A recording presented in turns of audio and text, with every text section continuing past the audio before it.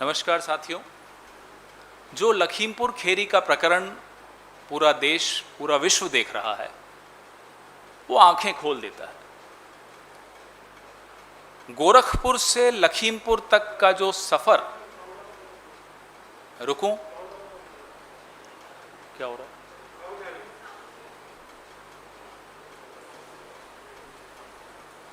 यही ला दे।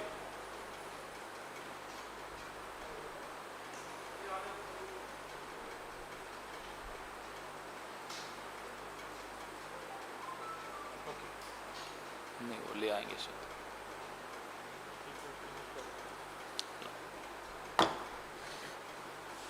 कर दें शुरू।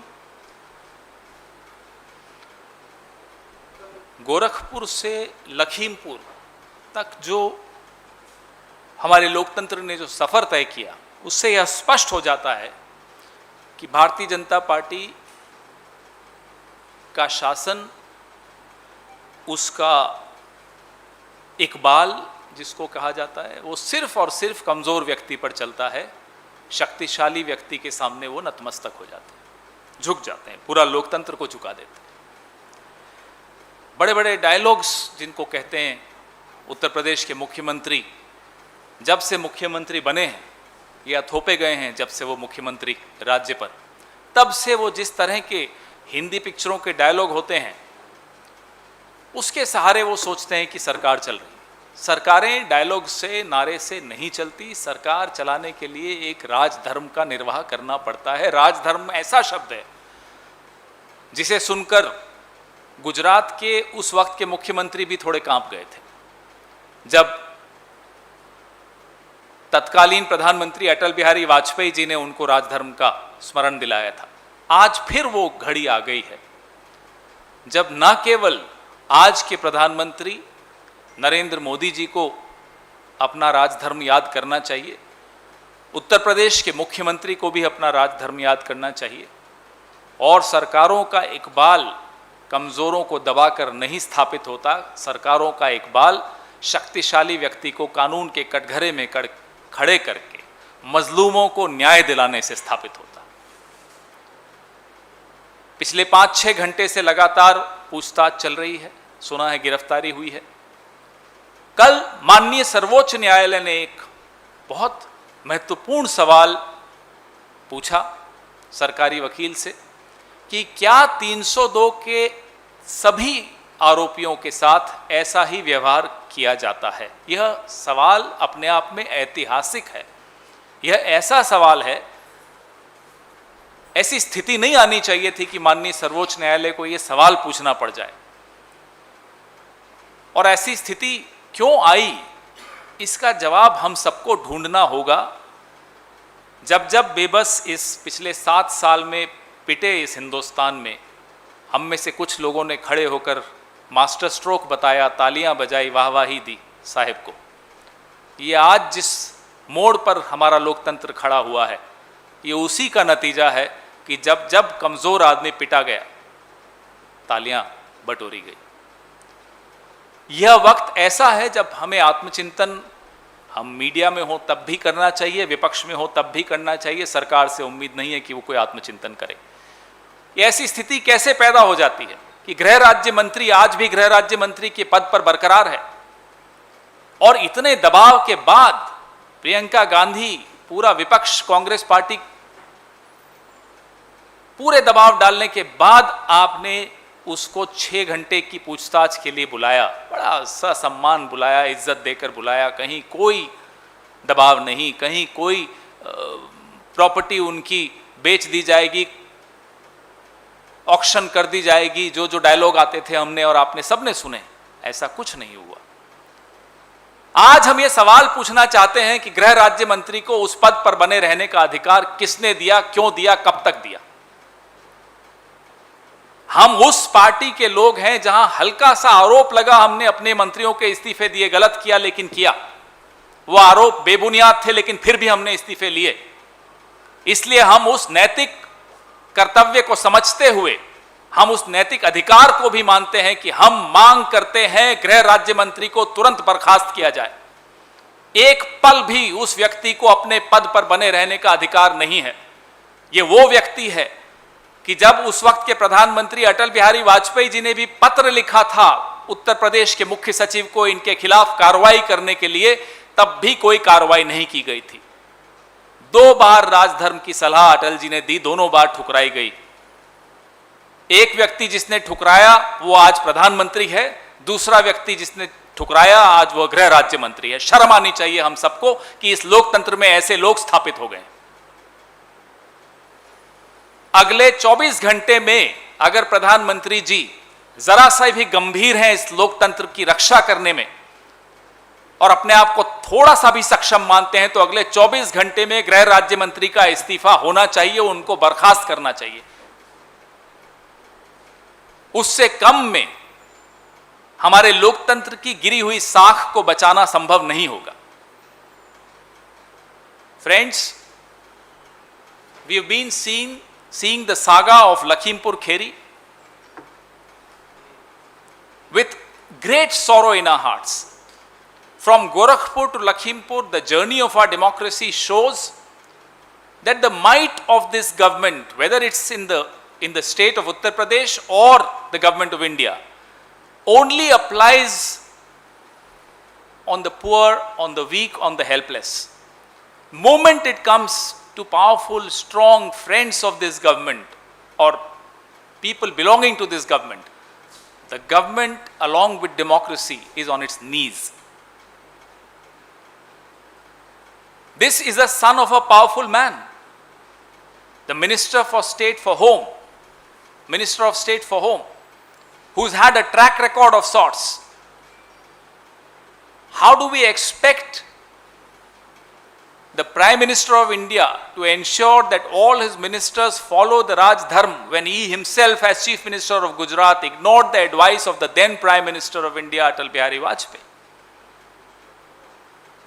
The same Prime Minister, Atal Bihari Vajpayee ji, also wrote a letter as Prime Minister of India to the Chief Secretary of Uttar Pradesh against this very man who is today Minister of State for Home, asking to take action against him. No action was taken. The advice to follow Raj Dharma, the advice given by Atalji to follow Raj Dharma was rejected by 2 people. One of them is the Prime Minister of India and the other man is the Minister of State for Home. For the last 6 hours, thanks to the tremendous pressure by Congress, where Priyanka Gandhi was detained, was arrested, kept in inhuman conditions, the kind of pressure Congress party on the streets, the kind of pressure the Congress party applied, the government was cornered and forced to summon this young man, the son of the powerful Minister for State for Home. Imagine the situation that the Supreme Court of India had to ask yesterday to the government lawyer, that are all those accused under 302 treated in this manner, the way this man is being treated? Now this question should bring us all shame. The entire world is watching, the entire world is listening to what the Honorable Supreme Court had to say. And why did this situation come? This situation came because every time a weak, helpless man or a woman was victimized in this country over the last 5 to 7 years, there were some of us clapping and applauding this government and calling it as masterstroke. Look at the series of master strokes. Where have those master strokes brought us? Where have those master strokes brought our democracy? If the Prime Minister has an iota of shame, with a very heavy heart I am using these words, but I must use these words because we owe it to our democracy. If the Prime Minister has an iota of shame and a sense of responsibility left towards protecting and upholding our democracy, he needs to sack the Minister of State for Home within the next 24 hours. Only then will we be able to restore the lost glory of our democracy. We demand sacking of this minister within the next 24 hours. India's image, we are all very conscious of our country's image. India's image is taking a dip. Your questions, please.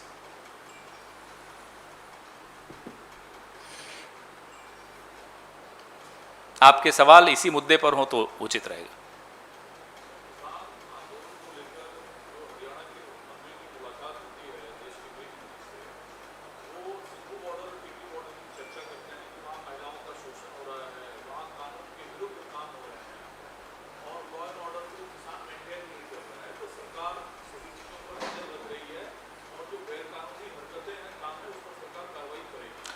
मुलाकात और चर्चा किन किन के बीच में होनी चाहिए थी? किसानों के बीच में और सरकार के बीच में। चले हैं वो व्यक्ति जो सीधा उकसाते हैं लोगों को कि लठ उठा लो, वो बात करने चले हैं लॉ एंड ऑर्डर बनाने की या बचाने की। उनको कौन गंभीरता से लेता है जिसकी ये सोच है? अफसोस की बात है कि वो एक पद पर बैठे हैं और मुख्यमंत्री के पद पर बैठे हैं। अगर है हिम्मत उनमें तो करवाएं मुलाकात किसान नेताओं की सरकार से, केंद्र सरकार से, और हल निकालें। और हल बड़ा स्पष्ट है। 22 जनवरी से वो फोन कॉल कहां गया जो प्रधानमंत्री जी कह रहे थे कि एक फोन कॉल में हो जाएगा? क्यों नहीं हुआ वो फोन कॉल? किसानों को बदनाम करना, किसानों की चरित्र हनन करना सुबह से शाम तक बस इस सरकार ने पिछले 10 महीने से यही किया है। और अब तो यह स्थिति आ गई कि उनको कुचल दिया जा रहा है। पहले आंदोलन को कुचलने की चेष्टा, फिर किसानों को ही कुचल देना। यह षड्यंत्र चलने वाले नहीं है।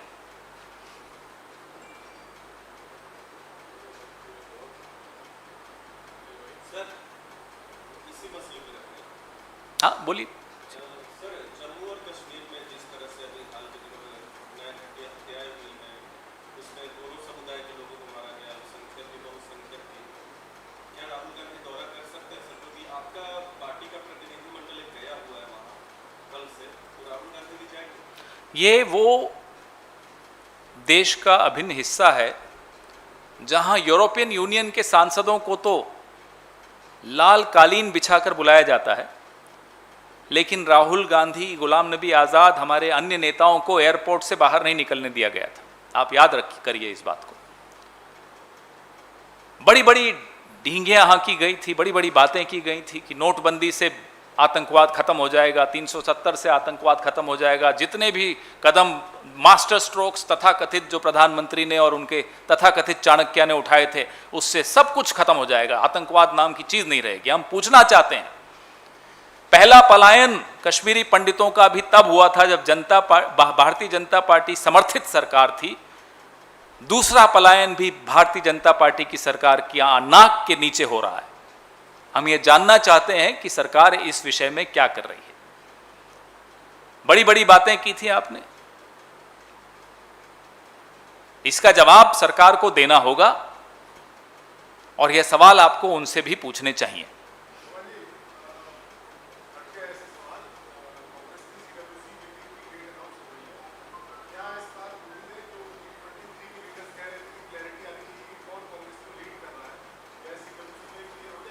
इस हॉल में जितने लोग बैठे हैं या कांग्रेस के पूरे देश में जितने वर्कर और समर्थक हैं, उन्हें स्पष्ट तौर पे मालूम है कांग्रेस का नेता कौन है। जिन्हें नहीं मालूम है उन्हें आपके मार्फत से मालूम पड़ जाएगा।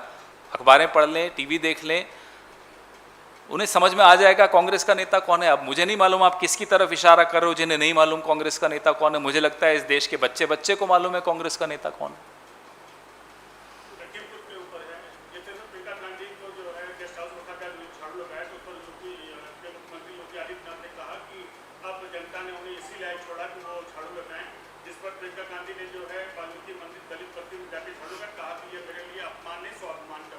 ये एक बहुत हल्की मानसिकता उत्तर प्रदेश के मुख्यमंत्री ने दर्शाई है और वो मानसिकता उनकी अकेले की नहीं है। ये नागपुर से शुरू होती है ये मानसिकता और पूरी भारतीय जनता पार्टी और इनके तमाम जो संगठन है राष्ट्रीय स्वयंसेवक संघ के, उनमें ये व्याप्त है मानसिकता, जिसमें जो जाति व्यवस्था है, कुछ जातियों को ये निम्न मानते हैं, उनको हेय दृष्टि से देखते हैं, महिलाओं को ये हेय दृष्टि से देखते हैं। ये उसी मानसिकता का ज्वलंत उदाहरण उन्होंने पेश किया है। ये बात करते हैं समता समरसता, इन दोनों का अंतर समझते नहीं है। ये कभी समता की बात नहीं करेंगे, समरसता की बात करेंगे। तो इस मानसिकता को समझने के लिए आपको आरएसएस का इतिहास समझना होगा। आरएसएस के तमाम 10-12 जो प्रमुख लोग होते हैं उसमें आप देख लीजिए, अगर जाति व्यवस्था को भी समझना चाहें तो आप देख लीजिए, आपको समझ में आ जाएगा वो कौन है और वो किसके खिलाफ हैं और वो किस तरह की राजनीति और किस तरह की सोच रखते हैं। धन्यवाद।